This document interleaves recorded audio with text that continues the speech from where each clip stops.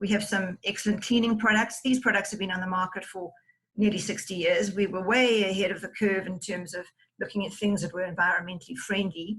And so one doesn't have to wear hard, strong gloves when one is cleaning one's home by using these sort of products. And they are biodegradable, they are concentrated, but you dilute them as you need them. And care is a good life disinfectant. It's important to know what to look for in a disinfectant. I think that's what people have been asking the question about. You get different active ingredients in disinfectants, like you do in anything that you choose to take.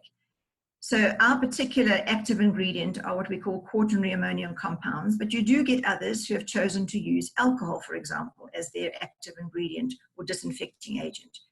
But whatever is being used, and the way to really make a choice is this product actually certified as a disinfectant? You know, you can put any liquids in there and add some alcohol, slap a label on it, and say it's a sanitizer. And people are starting to look at the levels of alcohol, for example, and saying, the higher the concentration, obviously it must be more effective. And the interesting thing is people are looking at products that have got now 90% alcohol.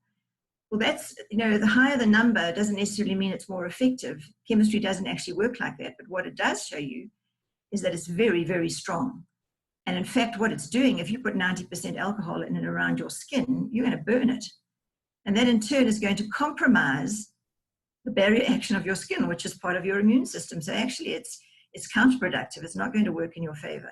So don't be taken in by the terminology and the numbers that people are throwing around. Certainly alcohol is a disinfecting agent, but so are quaternary ammonia compounds. And as I say, the distinguishing feature here is, has either of those products, whichever actives are being used, been certified as a disinfectant? Has it gone through various tests? Do you know what dilution to use? Do you know how long the contact time is that that product has to be on the skin or on the surface that you're trying to disinfect in order for it to be efficient? There are a lot of criteria that have to have the boxes ticked before this becomes a viable disinfectant. So don't be, the different angles in terms of actives or what people choose to use, that's fine. But know that the product is doing the job it's supposed to do.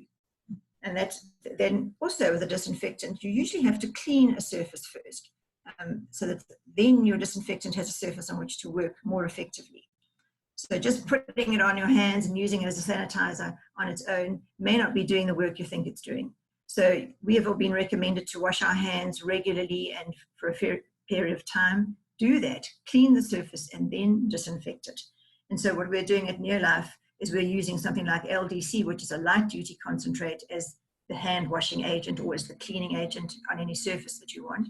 Get rid of the residual dirts or anything that's there, dust, and then you disinfect it with care. And the dilution with care at this particular time, the recommendation would be 1 in 10 dilution. That's actually a hospital grade dilution. And I can say that because it in fact has been tested and verified.